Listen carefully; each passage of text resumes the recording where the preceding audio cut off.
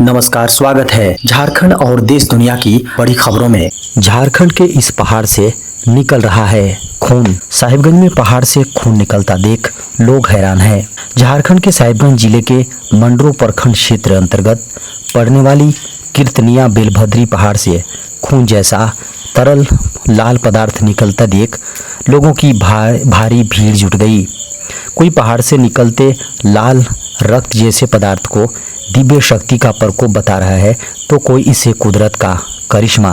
इसकी तस्वीरें और वीडियो सोशल मीडिया पर लोगों के द्वारा तेजी से साझा किया जा रहा है, जिस पर तरह तरह की प्रक्रियाएं लोगों के द्वारा दी जा रही हैं।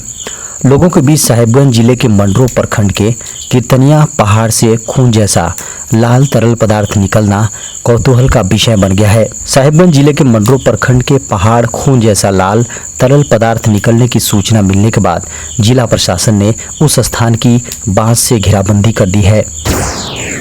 साइबर अपराधियों की हिमाकत सांसद का बना दिया फर्जी फेसबुक।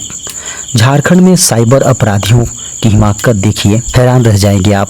झारखंड की राजधानी रांची के सांसद का फर्जी फेसबुक अकाउंट भी बना दिया और 20,000 रुपए की डिमांड भी कर ली। साइबर अपराधियों ने रांची के सांसद संजय सेठ का फर्जी फेसबुक अकाउंट बनाए। इतना ही नहीं, उनके फर्जी खातों के जरिए से पैसे की भी मांग किए जा रहे हैं। साइबर अपराधियों के इस कृत्य की शिकायत उन्होंने पुलिस से की है। उन्होंने लोगों से अनुरोध किया है कि ऐसे किसी भी अकाउंट पर विश्वास और लेन देन नहीं करें। सरकार को चूना लगाने वाली कंपनियों को जियो टैगिंग और बायोमेट्रिक के जरिए पकड़ने की तैयारी। जीएसटी में रजिस्टर्ड फर्जी कंपनियों और गलत इनपुट टैक्स क्रेडिट यानी आईटीसी के दावों पर लगाम लगाने के लिए सरकार ने एक नई पहल की है। सीबीआईसी के चेयरमैन के अनुसार केंद्र सरकार सभी कंपनियों के एड्रेस के लिए जियो टैगिंग को अनिवार्य बनाने की योजना बना रही है। इसके साथ ही कंपनियां रिस्की होंगी, उनके लिए बायोमेट्रिक ऑथेंटिकेशन भी जरूरी बना जाएगा। जीएसटी के 6 साल पूरा होने पर जौहरी ने सरकार के इस प्लान के बारे में बताया है। उन्होंने कहा कि हम जीएसटी सिस्टम को सख्त बनाने की कोशिश कर रहे हैं। नई कंपनियों के रजिस्ट्रेशन के समय वेरिफिकेशन प्रक्रिया को और मजबूत किया जाएगा। अभी आधार और पैन के साथ ओटीपी के जरिए किसी शख्स की पहचान की जाती है। नई प्रक्रिया में जोखिम वाली कंपनियों का वेरिफिकेशन बायोमेट्रिक के जरिए होगा, जबकि जिस शख्स को संदिग्ध माना जाएगा उनके केस में भी बायोमेट्रिक ऑथेंटिकेशन किया जाएगा। खबरों को माने तो पायलट प्रोग्राम के तहत 2 से 3 राज्यों में कंपनियों के एड्रेस को जियो टैग करना शुरू कर दिया है, ताकि एग्जैक्ट लोकेशन का पता चल सके। 4 जुलाई को झारखंड के इन 4 जिलों में होगी बारिश। 4 जुलाई को संताल परगना के कम से कम 4 जिलों में भारी वर्षा की चेतावनी जारी की गई है। मौसम विभाग ने चेतावनी जारी करते हुए कहा है कि दुमका, गोड्डा, साहिबगंज, पाकुड़ में 4 जुलाई यानी मंगलवार को कहीं कहीं भारी वर्षा होने की संभावना है। झारखंड के अन्य जिलों की बात करें तो चतरा में सामान्य से 78% कम वर्षा हुई है।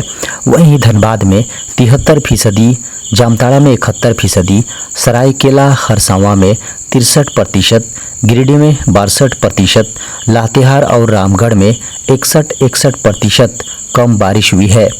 पूरे झारखंड की बात करें तो 206.5 मिलीमीटर वर्षा होनी चाहिए थी, लेकिन अब तक केवल 119 मिलीमीटर। झारखंड में भी शुरू हुआ सिकल सेल एनीमिया को कुचलने का अभियान। झारखंड में भी सिकल सेल जैसे गंभीर बीमारियों के खात्मे का अभियान शुरू हो गया है। वर्ष 2047 तक देश को सिकल सेल से मुक्त करने का लक्ष्य निर्धारित किया गया है। प्रधानमंत्री नरेंद्र मोदी ने एमपी के शहडोल जिले से राष्ट्रीय सिकल सेल एनीमिया उन्मूलन अभियान की शुरुआत की है। झारखंड में इस अभियान की शुरुआत झारखंड की राजधानी रांची जिले के कांके प्रखंड अंतर्गत कोकोदरो हेल्थ एंड वेलनेस सेंटर से हुई है। इस प्रोग्राम में झारखंड के स्वास्थ्य मंत्री बन्ना गुप्ता ने भी हिस्सा लिया। उन्होंने कहा कि सिकल सेल एनीमिया एक वंशानुगत बीमारी है। कहा कि शादी के पूर्व युवक युवती सिकल सेल एनीमिया की जांच करा लें। इसके लिए बड़े पैमाने पर जागरूकता अभियान चलाने की जरूरत है। झारखंड के कृषि मंत्री आज करेंगे श्रावणी मेला का उद्घाटन। झारखंड के कृषि मंत्री बादल पत्रलेख आज श्रावणी मेले का उद्घाटन करेंगे। झारखंड की सीमा दुम्मा में 3 जुलाई यानी आज वैदिक मंत्रोच्चार के बीच राजकीय श्रावणी मेले का उद्घाटन किया जाएगा। इसके बाद 4 जुलाई से राजकीय श्रावणी मेला की शुरुआत हो जाएगी। खबरों को माने तो इस कार्यक्रम के लिए जिला प्रशासन ने झारखंड सरकार के दिशा निर्देश पर 2 महीने के मेले के लिए व्यवस्था कर रखी है। 1100 पुलिसकर्मी और पदाधिकारी इस मेला में कांवरियों की सुविधा के लिए तैनात रहेंगे। कांवरिया पथ पर मखमली बालू बिछाया गया है और तमाम व्यवस्थाएं दुरुस्त कर ली गई हैं। केंद्रीय कर्मचारियों के लिए डीए के साथ इसमें भी हो सकता है इजाफा। केंद्र के सरकारी कर्मचारियों के लिए बड़ी खुशखबरी सामने आ रही है। आने वाले दिनों में केंद्र की मोदी सरकार सरकारी कर्मचारियों के डीए में इजाफे के साथ एचआरए में भी वृद्धि कर सकती है। इससे पहले डीए में मार्च में इजाफा देखने को मिला था और एचआरए में 2 साल पहले जुलाई 2021 में वृद्धि देखने को मिली थी। उस समय सरकारी कर्मचारियों का डीए 25% देखने को मिला था। मौजूदा समय में डीए एक लेवल पर पहुंच गया है। ऐसे में एचआरए में भी बदलाव की संभावना है। खबरों को माने तो सरकारी कर्मचारियों का एचआरए जल्द ही 3% तक बढ़ सकता है। एक्स श्रेणी के शहरों में केंद्र सरकार के कर्मचारियों को उनके एचआरए में 3% की वृद्धि मिलने की संभावना है, जबकि वाई श्रेणी के शहरों में केवल 2% की वृद्धि हो सकती है और जेड श्रेणी के शहरों में कर्मचारियों को उनके एचआरए में 1% की वृद्धि मिल सकती है। एक बड़ी खबर है, अब अमेरिका के विद्यालयों में भी पढ़ाई जाएगी हिंदी भाषा। बिडेन प्रशासन को अमेरिकी स्कूलों में हिंदी पढ़ाने का प्रस्ताव मिला है। सत्तारूढ़ डेमोक्रेटिक पार्टी के संगठन एशिया सोसाइटी और इंडियन अमेरिकन इम्पैक्ट से अधिक जनप्रतिनिधियों ने राष्ट्रपति बाइडेन को इस बारे में प्रस्ताव सौंपा है। इसमें 816 करोड़ रुपए के फंड से 1000 स्कूलों में हिंदी की पढ़ाई शुरू होगी। संभावना है कि बाइडेन का भारत के प्रति सकारात्मक रुख और अगले साल राष्ट्रपति चुनाव के मद्देनज़र इस प्रस्ताव को मंजूरी मिल सकती है। अगले साल सितंबर से हिंदी भाषा की पढ़ाई शुरू हो सकती है। अमेरिका में रहने वाले लगभग 45 लाख भारतवंशियों में से हिंदी सर्वाधिक 9 लाख से ज़्यादा लोगों के द्वारा बोली जाने वाली भारतीय भाषा है।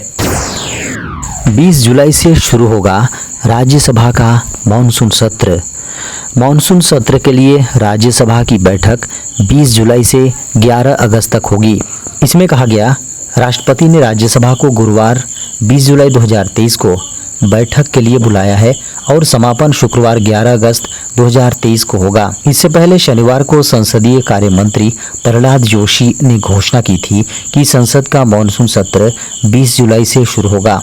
उन्होंने कहा कि सत्र 11 अगस्त तक चलने वाला है। बता दें कि संभावना जताई जा रही है कि केंद्र सरकार समान नागरिक संहिता बिल को संसद में पेश कर सकती है। देश में कोविड-19 के उपचाराधीन मरीजों की संख्या कम होकर हुई 1490। देश में कोरोना वायरस के 53 नए मामले सामने आए, जबकि उपचाराधीन मरीजों की संख्या कम होकर 1490 रह गई हैं। केंद्रीय स्वास्थ्य मंत्रालय के रविवार को अध्ययन किए गए ताज़ा आंकड़ों के अनुसार संक्रमण के कारण जान गंवाने वाले लोगों की संख्या 5,31,907 हो गई है। कोविड-19 के कुल मामलों की संख्या 4.49 करोड़ दर्ज की गई हैं। स्वास्थ्य मंत्रालय की वेबसाइट के अनुसार कोविड-19 से स्वस्थ होने वाले लोगों की राष्ट्रीय दर 98.81% दर्ज की गई है। इस बीमारी से रिकवर हुए लोगों की संख्या बढ़कर 4,44,60,884 हो गई है, जबकि मृत्यु दर 1.18% दर्ज की गई है। आंकड़ों को माने तो देशव्यापी कोविड-19 रोधी टीकाकरण अभियान के तहत अभी तक 220.66 करोड़ खुराकें दी गई हैं। मेटा जल्द लेकर आएगा ट्विटर के राइवल ऐप। मेटा पिछले कुछ दिनों से माइक्रो ब्लॉगिंग प्लेटफॉर्म ट्विटर को कड़ी टक्कर देने के लिए नए प्रोजेक्ट पर काम कर रहा है। कुछ दिन पहले एक रिपोर्ट सामने आई। इससे पता चला कि कंपनी जिस प्रोजेक्ट पर काम कर रही है उसका कोड नेम प्रोजेक्ट 92 है। अब डेवलपर ने कुछ स्क्रीनशॉट साझा किए हैं।